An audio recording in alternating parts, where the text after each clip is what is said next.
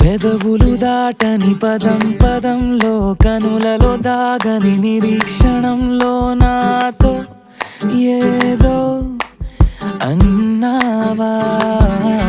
తెగి తెగి పలికే స్వరం స్వరంలో తెలుపక తెలిపే అయోమయంలో నాలో మౌనం విన్నావా